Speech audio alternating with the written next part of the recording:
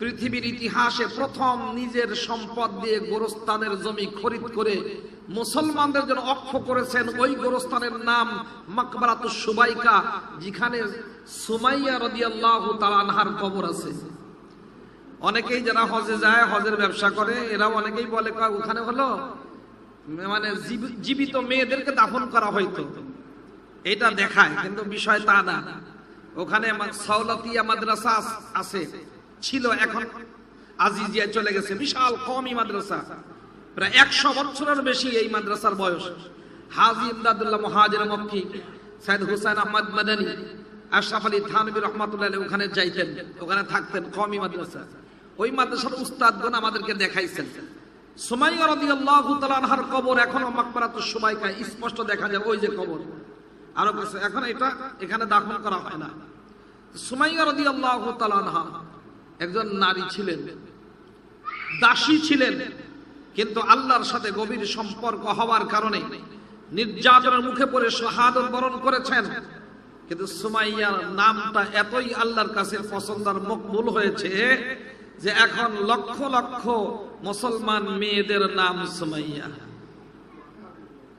তার মানে কি, যদি কেউ আল্লাহকে রাজি করতে পারে, আল্লাহকে যদি খুশি করতে পারে, যদি পর্দা পুশিদার সাথে থেকে সততার জিন্দেগি অবলম্বন করতে পারে, তাহলে সে সুমাইয়ার দলের অন্তর্ভুক্ত হয়ে তার নামও বহুদিন পর্যন্ত আল্লাহ তাআলা এই জমিনে রাখবেন এবং হাজারো মানুষ তার জন্য দোয়া করবে। এই সুমাইয়ার মতো এরকম নেককার দিনদার মানুষ তৈরির জন্যই আল্লাহ তাআলা দ্বীন ও শরীয়ত দিয়েছেন। সম্মানিতা মা ও বোনেরা, নারীদের এত মূল্য, এত দাম, এত মর্যাদা কেন? তারা সবচেয়ে বেশি ত্যাগ স্বীকার করেন এবং সবচেয়ে বেশি গুরুত্বপূর্ণ দায়িত্ব পালন করেন। স্বামীর চরিত্র ঠিক রাখা, সন্তান প্রতিপালন করা, স্বামীর সংসার পুরোটাই পাহারাদারি করা, রান্না বান্না সহ পরিষ্কার সহ যেই কাজগুলো করেন, এই কাজগুলো যদি টাকার বিনিময় দিয়া লাগতো, আমরা যারা ঢাকায় থাকি বান্দি 3 জন, তাও হয় না। শুধু একটু ছোট বাচ্চা নাতনি, এর পায়খানার পেশাবের কাঁথা দেবে, কারণ এই যখন পেশাব করে পেশাব দেবে কিন্তু পায়খানা দেবে না, পায়খানা ধুলে আরো 1000 টাকা বেশি দেওয়া লাগবে। বাবা, 5000 টাকা 7000 টাকা এক মাসে তাদের দিতে হয়। বলেন তো, একটা কাজ শুধু পাতিল ধোবে আর থালা মাজবে 1000 টাকা, কাপড় ধুইলে 1000 টাকা, ঘর মুছলে 1000 টাকা, মানে একটা কাজ 1000 টাকা। বলেন তো, আমার মা বোনেরা গ্রাম অঞ্চলে, শহরে, বন্দরে, আমার মা দাদিরা যেই কাজগুলো করেন, দারোয়ানগিরি করলে মাসে কি ভাই অনেক দাম না? কম পছন্দ 10-15 হাজার টাকা দেওয়া লাগে। বলেন তো, আবার যদি সন্তান লালন পালন করে তাহলে আরো 10,000 টাকা। এখন বলেন, যদি টাকা দিয়ে মূল্য দেওয়া হতো, তাহলে একজন নারী যেই পরিমাণ খেদমত সংসারে দেয়, তাহলে দেখা যাবে ওই বেড়া যা কাজ করে তার 10 গুণ তার স্ত্রীকে বেতন দিতেই শেষ। ওর জিন্দিগিতে পুঁটি মাছ খাওয়া লাগবে না, কুষ্টার শাক খাওয়া লাগবে। কুষ্টাই তো কয় নাকি? ও ঠিক আছে, তাহলে পাটের শাক খাওয়া ছাড়া উপায় নাই। আল্লাহ তাআলা এদেরকে এমন এমন পয়েন্টে রাখছেন। এবং এই দুনিয়ার শুরু থেকে মেয়েকে মর্যাদা দিতে গিয়ে অনেক হাদিস বর্ণনা করেছেন। হযরত ফাতেমা রাদিয়াল্লাহু তাআলা আনহা জান্নাতের নারীদের যিনি নেত্রী হবেন, সরদার হবেন, তো পাশাপাশি বাসা ছিল মদিনা মুনাওয়ারায়। তো ফাতেমা রাদিয়াল্লাহু তাআলা আনহা ঘরে এসে সালাম দিতেন, বাবাকে সালাম দিতেন দরজায় দাঁড়িয়ে। আমাদের নবী সাল্লাল্লাহু আলাইহি ওয়াসাল্লাম নিজের বসার স্থান থেকে উঠে দরজায় যাইতেন এবং সালামের জবাব দিতেন, কপালে চুমু দিতেন, এরপরে হাতটা ধরে নিয়ে ঘরের মধ্যে নিয়ে আসতেন। যতক্ষণ পর্যন্ত ফাতেমাকে না বসাইতেন, নবী সাল্লাল্লাহু আলাইহি ওয়াসাল্লাম নিজে বসতেনই না। কি পরিমাণ মায়া নবী সাল্লাল্লাহু আলাইহি ওয়াসাল্লাম করতেন। একবার নামাজে দাঁড়াবেন, ইকামত হয়ে গেছে। আপনারা জানেন ইকামত হয়ে গেলেই সাথে সাথে ইমাম সাহেব আল্লাহু আকবার বলে নামাজ শুরু করে। কিন্তু আমাদের নবী সাইয়্যিদুল আম্বিয়া রাহমাতে আলম মুহাম্মদুর রাসূলুল্লাহ সাল্লাল্লাহু আলাইহি ওয়াসাল্লাম তিনি তাকবীরে তাহরিমা বলে নামাজ শুরু করছেন না, দেরি করতেছেন। সাহাবায়ে কেরাম আশ্চর্যান্বিত হয়েছেন, কি ব্যাপার, আল্লাহর নবী তো ইকামতের পরে দেরি করেন না, কাতার সোজা করার পর সাথে সাথে নামাজে আল্লাহু আকবার বলে শুরু করে দেন, নামাজ শুরু করে দেন। দেখা গেল যে আল্লাহর নবীর দরজার ফাঁক দিয়ে মিন শাক্কিল বাব সাইরিল বাব এর মাঝখান দিয়ে ছোট্ট একটা পিচ্চি মেয়ে বাচ্চা আসছে, এসে কয়া জাদ্দি ও নানা। তো নবী সাল্লাল্লাহু আলাইহি সাল্লাম তাকে দুই হাত দিয়ে ধরে কাঁধে উঠিয়েছেন, কাঁধে উঠিয়ে তারপর আল্লাহু আকবার বলে নামাজ শুরু করছেন। নিজের কাঁধে নিজের নাতনি উমামা, কি নাম, উমামা। যখন রুকুতে যাবেন এক হাত দিয়ে নিজের কাঁধের থেকে নামিয়ে দিয়েছেন, রুকু সিজদা করে ওঠার সময় আবার এক হাত দিয়ে ওই নিজের নাতনি উমামাকে আবার ঘাড়ে তুলে নিয়েছেন। এইভাবে 4 রাকাত নামাজ আল্লাহর নবী সাল্লাল্লাহু আলাইহি সাল্লাম আদায় করেছেন। তবুও নিজের নাতনি মেয়েটাকে কষ্ট দেন নাই, তাকে কাটতে দেন নাই। নবী সাল্লাল্লাহু আলাইহি সাল্লাম মেয়েদেরকে এত মূল্যায়ন কেন করলেন? কেন এই মেয়েরা এমন এমন ভূমিকা তারা এই জীবদ্দশায় পালন করে যেটা কেউ পারে না। এই জন্য ওমর রাদিয়াল্লাহু তাআলা আনহু বলতেন, হে জগতের পুরুষেরা, তোমাদের নারীরা তোমাদের সংসারে বাচ্চা দিতে গিয়ে, স্বামীর সংসার ঠিক করতে গিয়ে এবং সাংসারিক কাজের এই ঝামেলা মিটাতে গিয়ে জীবনের সর্বস্ব বিলীন করে দিয়ে ওদের আর কিছু নাই জীবনের। তো এই সমস্ত নারী যারা জীবনের সবকিছু বিসর্জন দিয়ে ত্যাগ স্বীকার করে জীবনের শেষ প্রান্তে পৌঁছে যাচ্ছে, তোমরা এই মেয়েদেরকে হজ করাও। তো মেয়েদেরকে হজ করালে কি হবে? তাহলে ওরা যখন আল্লাহর ঘর দেখবে সারা জীবনের দুঃখ কষ্ট এই মেয়েরা ভুলে যাবে। আমি নিজে দেখেছি বারবার যে মেয়েরা যখন আল্লাহর ঘর দেখে, পুরুষ তো কাঁদে স্বাভাবিক, অনেকের কান্না আসে না, কিন্তু মেয়েরা যে কি পরিমাণ কাঁদে, আল্লাহর ঘরের দরজা ধরে যে কি পরিমাণ তাদের চোখে পানি পড়ে, আল্লাহ দেখার তৌফিক দিয়েছেন। একবার তায়েফে আমরা নিয়ে গেলাম আমার বড় মেয়ের মা, ওই মসজিদে, যেই মসজিদে আল্লাহর নবী আহত হয়ে কিছুক্ষণ অপেক্ষা করেছিলেন, ওই জায়গায় ওখানে একটা মসজিদ আছে, মসজিদে কৌয়া। তা আমি এর আগে ব্রিফ করছি, যেখানে আল্লাহর নবী সাল্লাল্লাহু আলাইহি সাল্লাম, যার কোনো গুনাহ ছিল না, যার কোনো দুনিয়াবি কোনো স্বার্থ ছিল না, ওই নবী সাল্লাল্লাহু আলাইহি সাল্লাম এই তায়েফ, এখান থেকে আরো 84 কিলোমিটার দূরে বনি সাদে লালিত পালিত হয়েছেন। নবী সাল্লাল্লাহু আলাইহি ওয়াসাল্লাম এই আশায় এখানে এসেছিলেন, যেই জায়গায় আমি ছোট সময় লালিত পালিত হলাম, ওখানকার মানুষ হয়তো আমার দাওয়াত শুনবে। কিন্তু এই এলাকার মানুষ নবী সাল্লাল্লাহু আলাইহি সাল্লামের দাওয়াত তো শোনেই নাই, আঘাত করে রক্তাক্ত করেছে। আর নবী সাল্লাল্লাহু আলাইহি সাল্লাম এক জায়গায় গিয়ে সেখানে হেলান দিয়ে রেস্ট করেছেন, আরাম করছেন। এই কথাগুলো আমি বলছি এবং মেয়েদেরকে মসজিদে ঢুকায় বললাম, তোমরা 2 রাকাত করে নামাজ পড়ো। তোরা নামাজ পড়ার পরে এমন কান্না দিছে, খুব কাঁদছে, চোখের পানি পড়তেছে, চোখ লাল হয়ে গেছে কাঁদতে কাঁদতে। আমি তখন বললাম, তোমাদের এই চোখের পানিটাই হলো আমাদের এই হজের সফরকে সহজ করে দিবে। নবী সাল্লাল্লাহু আলাইহি সাল্লাম নারীদেরকে কি মায়া করতেন, নারীদের এই মর্যাদা, বুখারী শরীফের হাদিস, এরা যে কত ছাড় দেয়। একবার একজন মহিলা তার 2টি মেয়ে বাচ্চাকে নিয়ে আল্লাহর নবী সাল্লাল্লাহু আলাইহি সাল্লামের ঘরে আসছেন। আম্মা জান আয়েশা রাদিয়াল্লাহু তাআলা আনহার ঘরে খাওয়া নাই। আম্মা জান আয়েশা রাদিয়াল্লাহু তাআলা আনহা বলেন, ওয়ালাম তাজিদ ইনদি গায়রা তামারাতিন ওয়াহিদা, আমার ঘরে একটা খেজুর ছাড়া ওই মহিলা নারী কিছুই পায় নাই। আমি যখন এই খেজুরটা ওই মহিলাকে দিলাম, আমি দেখতেছি সে এই খেজুরটা ভেঙে 2 টুকরা করে 2 মেয়েকে দিয়ে দিয়েছেন। ওয়ালাম তাকুল মিনহা শাইআ, এক চুল পরিমাণও মার ক্ষুধা থাকার পরেও খায় নাই। এইভাবে যখন বের হয়ে গেছে, দাখালা আলাইহিন নবী সাল্লাল্লাহু আলাইহি ওয়াসাল্লাম, আল্লাহর নবী আমার কাছে প্রবেশ করেছেন। আল্লাহর নবী সাল্লাল্লাহু আলাইহি ওয়াসাল্লামকে আম্মা জান আয়েশা পুরোটা কারগুজারি শোনালেন। নবী সাল্লাল্লাহু আলাইহি সাল্লাম বলেন, আয়েশা, মানে তুলিয়া বিশাইইন মিন হাদিহিল বানাত কুননা লাহু হিজাবাম মিনান নার, বুখারী শরীফের হাদিস। যাকে মেয়ে সন্তান দিয়ে কোনো না কোনো ভাবে পরীক্ষা করা হয়েছে, এই মেয়ে সন্তানগুলো বাপ মার জন্য জাহান্নামে যাওয়ার ক্ষেত্রে বাধা হয়ে যাবে। মেয়ে সন্তানরা পাটিসান হয়ে যাবে, মা বাবাকে জাহান্নামে যেতে দিবে না, জান্নাতে নিয়ে যাবে। তার মানে আমাদের নবী সাল্লাল্লাহু আলাইহি সাল্লাম যেমন বড় নবী, তার শব্দও বড়।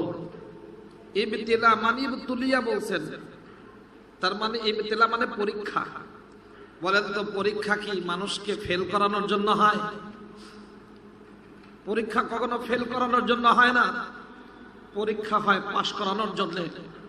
তার মানে হলো, যাকে আল্লাহ তাআলা মেয়ে সন্তান দিয়েছেন, এই মেয়ে সন্তান বাপ মার জন্য দুনিয়াতেও বরকত, আখিরাতেও জান্নাতে যাওয়ার সবচেয়ে বড় কারণ হবে। তবে সেটা মেয়ে হতে হবে। এই জন্য যাদের মেয়ে হয়, খবরদার শাশুড়ি যেন মন খারাপ না করে। আমি তো বলি যে এই শাশুড়ি মেয়ে সন্তান দেখে, মেয়ে নাতনি কথা শুনে মন খারাপ করে, সে শাশুড়ি হওয়ার যোগ্য না, হিজড়া মহিলা। নারী দাবি করার কোনো অধিকার তার নেই। মেয়েদেরকে আল্লাহ তাআলা এরকম দামি করেছেন। দ্বিতীয় নম্বর শব্দ এখানে বিশাইইন, সামান্য পরিমাণ, নাকেরা শব্দ। তার মানে সামান্য পরিমাণও যদি দুঃখ কষ্ট আসে, তাহলে এর মাধ্যমে আল্লাহ তাআলা বাপ মার মর্যাদা বৃদ্ধি করেন। অতএব সন্তান, মেয়ে সন্তান মর্যাদা বৃদ্ধির কারণ, ভিক্ষার কারণ না।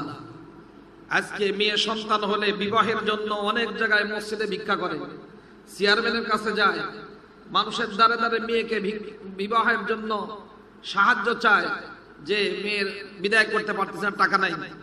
কেন ভাই? মেয়েকে সে মেয়ে বানায় নাই। মেয়েদের গুণ হবে 4টা। কয়টা বলেন না? 4টা গুণ অপরিহার্য মেয়েদের। 1 নম্বর হলো নারীত্ব। তার মধ্যে নারীত্ব থাকতে হবে, নারী নারী থাকবে। পুরুষের কোনো বেশভূষা, পুরুষের কোনো ভাষা, পুরুষের কোনো শব্দ, এটা সে গ্রহণ করতে পারে না, এইরকম সে বলতে পারে না। নারীত্ব ঠিক থাকতে হবে। কিন্তু বিদ্যমান বর্তমানে যে সিলেবাস পড়ানো হয় পৃথিবীতে, এই সিলেবাস পড়ে কি মেয়ে মেয়ে থাকে, নারী নারী থাকে, পুরুষের মতো পোশাক পরে, পুরুষের মতো প্যান্ট পরে, গেঞ্জি পরে, পুরুষের মতোই সব চলাচল করে। এখন বলে না আমি বিয়ে করব না। হ্যাঁ, মেয়েরা কি বিয়ে করে না? বিয়ে বসে। আবার আইয়ুব খান শয়তান পাকিস্তানের সে বলছে যে পুরুষরা যেমন তালাক দিতে পারে, মহিলারা তালাক দিতে পারে। আমাদের সরকার এটা আবার পাস করছে, নারীরা তালাক দিতে পারে না, তালাক নিতে পারে। বুঝলেন? তাহলে পুরুষত্ব এসে যাচ্ছে, নারীত্ব থাকছে না। 1 নম্বর নারীর এই গুণ অপরিহার্য। নম্বর 2, সৎ চরিত্র। বিদ্যমান সিলেবাস যা পড়া হয়, যা পড়ানো হয়, এটার মাধ্যমে সৎ চরিত্রবান থাকা সম্ভব না। বেপর্দায় চলবে, 2 নম্বরই করবে, পুরুষের সাথে অবাধ মিলামিশা করবে, আর চরিত্র ভালো থাকবে, এটা আশা করা যায় না। এই জন্য আমাদের বড়রা বলেন যে মোমবাতিতে আগুন লাগিয়ে যদি মোমকে বলা হয় তোরে পারমাণবিক বোমা মেরে শেষ করব, খবরদার গলবি না, এটা কি সম্ভব? এই জন্য 2 নম্বর দরকার হলো মেয়েদের সৎ চরিত্র। নম্বর 3 হলো স্ত্রীত্ব। স্ত্রীত্ব থাকতে হবে। স্ত্রী সে একজন সংসারের রাজরানী, সে স্বরাষ্ট্রমন্ত্রী, সে ভিতরের সকল কাজ আঞ্জাম দেওয়ার প্রধান নেত্রী। 4 নম্বর হলো মাতৃত্ব। মাতৃত্বের গুণে গুণান্বিত হতে হবে। 1 নম্বর নারীত্ব, নম্বর 2 সচ্চরিত্র, নম্বর 3 হলো স্ত্রীত্ব, নম্বর 4 হলো মাতৃত্ব। এই 4 গুণে গুণান্বিত হবার জন্য একজন নারীর সবচেয়ে গুরুত্বপূর্ণ যে শিক্ষা দরকার তার নাম হলো কোরআনে কারীমের শিক্ষা। কোরআনে কারীম এটা এমন কিতাব নারীদের সাথে সবচেয়ে বেশি ম্যাচিং করে, এদের দিল নরম, আর কোরআনের কাজই দিল নরম করে দেয়। তো এই দিলের মধ্যে, নারীদের দিলের মধ্যে যখন কোরআনে কারীম ঢুকে যায় তখন এই নারী ফাতেমার মতো হয়ে যায়, আম্মা জান আয়েশার মতো হয়ে যায়। জান্নাত তাদেরকে ডাকতে থাকে, মৃত্যুর সাথে সাথে জান্নাতের ফয়সালা হয়ে যায়। এই জন্য আম্মু জানেরা, আল্লাহ তাআলা আপনাদেরকে যে মর্যাদা দিয়েছেন, নবী সাল্লাল্লাহু আলাইহি ওয়াসাল্লাম যে শব্দ বলছেন, বুখারী শরীফের হাদিস আমি আপনাদের সামনে কিতাবুজ যাকাত থেকে বলেছি, যে হাদিস বললাম এর মধ্যে আরেকটা বিষয় জানা যায়। আম্মা জান আয়েশা রাদিয়াল্লাহু তাআলা আনহা তিনি কিন্তু রাজরানী। আমাদের নবী সাল্লাল্লাহু আলাইহি ওয়াসাল্লাম মদিনার বাদশা, তিনি মদিনার শাসক খলিফা, তিনি আল্লাহর প্রতিনিধি, পৃথিবীর মধ্যে সবচেয়ে গুরুত্বপূর্ণ বড় প্রতিনিধি, আল্লাহর কাছে সবচেয়ে প্রিয় নবী। আর আম্মা জান আয়েশা রাদিয়াল্লাহু তাআলা আনহা তিনি কিন্তু আবু বকর সিদ্দিক রাদিয়াল্লাহু তাআলার মতো ধনী মানুষের দুলালি মেয়ে। তাহলে আম্মা জান আয়েশা রাদিয়াল্লাহু তাআলা আনহা একদিক দিয়ে বাদশার স্ত্রী, আর একদিক দিয়ে একজন ধনী মানুষের মেয়ে, কিন্তু তার ঘরে একটা ফকিরকে দেওয়ার মতো, মেহমানদারি করার মতো একটা খেজুরের বেশি নাই। এই একটা খেজুরই ছিল, এই খেজুরটাই তিনি একজন মহিলাকে দান করে দিয়েছেন, যেই নারী তার 2 মেয়েকে ভাগ করে দিয়েছেন, নিজে খান নাই। এর দ্বারা বোঝা যায় যে আম্মা জান আয়েশা রাদিয়াল্লাহু তাআলা আনহার নাম শুনলে শ্রদ্ধায় মাথা অবনত হয়। এমনি এমনি হয় না যে রাজরানী আর একদিক দিয়ে ধনীর ঘরের দুলালি, কিন্তু একটি খেজুর ছাড়া সংসারে ঘরে দিবার মতো খাবার মতো কিছু নাই। এই যে ত্যাগ স্বীকার করেছেন, ধৈর্যের পাহাড় হয়েছেন, এই জন্য আল্লাহ তাআলা তার এত মর্যাদা বানিয়ে দিয়েছেন। এই জন্য সম্মানিত দ্বীনী ভাইয়েরা যারা সামনে রয়েছেন, আম্মু জানেরা দূর দূরান্ত থেকে, গ্রামের বিভিন্ন জায়গা থেকে আসছেন, আমরা তো শুধু অভিযোগই করতে পারি, অভিযোগ করতে পারি। চাউল 20 কেজি থাকতেই কয় লাগবে, টাকা আজকাল কিচ্ছু নাই, মেয়ে মানুষকে খাইতে দেবো কি? অথচ বিষয় তেমন না। যখনই কোনো কিছুর দরকার হয় সর্বপ্রথম ওযু করে 2 রাকাত নামাজ পড়ে আল্লাহ তাআলার কাছে চাবে, আর স্বামীর কাছে প্রয়োজনের কথা বলবে। এটা তো দরকার, কি করা যায়? তাহলে নারী যখন পবিত্রতা অর্জন করে 2 রাকাত সালাতুল হাজত করে আল্লাহ তাআলার দরবারে দোয়া করবে, আল্লাহ তাআলা স্বামীর মাধ্যমে হোক, যে কোনো মাধ্যমে হোক, উন্নত মানের উত্তম রিজিকের ব্যবস্থা করবেন। এটা আল্লাহ তাআলার ঘোষণা। এই জন্য ধৈর্যশীলা হতে হবে, ধৈর্য হারা হলে চলবে না। তো নারীদের দাম এত, আমরা ওই জায়গায় গিয়েছি, আল্লাহ তাআলা নিয়েছেন বহুবার, যেখানে 79 নম্বর গেট দিয়ে, 81 নম্বর গেট দিয়ে বের হলে হারাম শরীফ থেকে সোজাই দেখা যায় দারে তাওহীদ। দারে তাওহীদ থেকে ডান পাশে একটা কবর আছে, কবরস্থান, গোরস্থান, যার নাম মাকবারাতুশ সুবাইকা। মাকবারাতুশ সুবাইকা ওই গোরস্থান। যখন মুসলমানরা মক্কার জমিনে দাওয়াত দিতে গিয়ে বাধার সম্মুখীন হয়েছেন, এক পর্যায়ে মুসলমানরা মারা গেলে এরা দাফন করতে দিত না। আল্লাহর নবী সাইয়্যিদুল আম্বিয়া রাহমাতে আলম মুহাম্মদুর রাসূলুল্লাহ সাল্লাল্লাহু আলাইহি ওয়াসাল্লাম আম্মা জান খাদিজার সাথে মশওয়ারা করলেন, মুসলমান মারা গেলে এরা দাফন করতে দেয় না, কি করা? তো স্ত্রীর সাথে মশওয়ারা করে পৃথিবীর ইতিহাসে প্রথম নিজের সম্পদ দিয়ে গোরস্থানের জমি খরিদ করে মুসলমানদের জন্য অক্ষ করেছেন। ওই গোরস্থানের নাম মাকবারাতুশ সুবাইকা, যেখানে সুমাইয়া রাদিয়াল্লাহু তাআলা আনহার কবর আছে। অনেকেই যারা হজে যায়, হজের ব্যবসা করে, এরা অনেকেই বলে ওখানে হলো মানে জীবিত মেয়েদেরকে দাফন করা হয়তো, এটা দেখায়, কিন্তু বিষয় তা না। ওখানে সাওলাতিয়া মাদ্রাসা আছে, ছিল, এখন আজিজিয়া চলে গেছে, বিশাল কওমি মাদ্রাসা, প্রায় 100 বছরের বেশি এই মাদ্রাসার বয়স। হাজী ইমদাদুল্লাহ মুহাজির মক্কি, সাইদ হুসাইন আহমদ মাদানী, আশরাফ আলী থানভী রহমাতুল্লাহ আলাইহি ওখানে যাইতেন, ওখানে থাকতেন, কওমি মাদ্রাসা। ওই মাদ্রাসার উস্তাদগণ আমাদেরকে দেখাইছেন। সুমাইয়া রাদিয়াল্লাহু তাআলা আনহার কবর এখনো মাকবারাতুস সুমাইকা স্পষ্ট দেখা যায়, ওই যে কবর আরো কিছু এখন এটা এখানে দাফন করা হয় না। সুমাইয়া রাদিয়াল্লাহু তাআলা আনহা একজন নারী ছিলেন, দাসী ছিলেন, কিন্তু আল্লাহর সাথে গভীর সম্পর্ক হওয়ার কারণে নির্যাতনের মুখে পড়ে শাহাদাত বরণ করেছেন। কিন্তু সুমাইয়ার নামটা এতই আল্লাহর কাছে পছন্দ আর মকবুল হয়েছে যে এখন লক্ষ লক্ষ মুসলমান মেয়েদের নাম সুমাইয়া। তার মানে কি, যদি কেউ আল্লাহকে রাজি করতে পারে, আল্লাহকে যদি খুশি করতে পারে, যদি পর্দা পুশিদার সাথে থেকে সততার জিন্দেগি অবলম্বন করতে পারে, তাহলে সে সুমাইয়ার দলের অন্তর্ভুক্ত হয়ে তার নামও বহুদিন পর্যন্ত আল্লাহ তাআলা এই জমিনে রাখবেন এবং হাজারো মানুষ তার জন্য দোয়া করবে। এই সুমাইয়ার মতো এরকম নেককার দিনদার মানুষ তৈরির জন্যই আল্লাহ তাআলা দ্বীন ও শরিয়ত দিয়েছেন। সম্মানিতা মা ও বোনেরা, নারীদের এত মূল্য, এত দাম, এত মর্যাদা কেন? তারা সবচেয়ে বেশি ত্যাগ স্বীকার করেন এবং সবচেয়ে বেশি গুরুত্বপূর্ণ দায়িত্ব পালন করেন। স্বামীর চরিত্র ঠিক রাখা, সন্তান প্রতিপালন করা, স্বামীর সংসার পুরোটাই পাহারাদারি করা, রান্না বান্না সহ পরিষ্কার সহ যেই কাজগুলো করেন, এই কাজগুলো যদি টাকার বিনিময় দিয়া লাগতো, আমরা যারা ঢাকায় থাকি বান্দি 3 জন, তাও হয় না।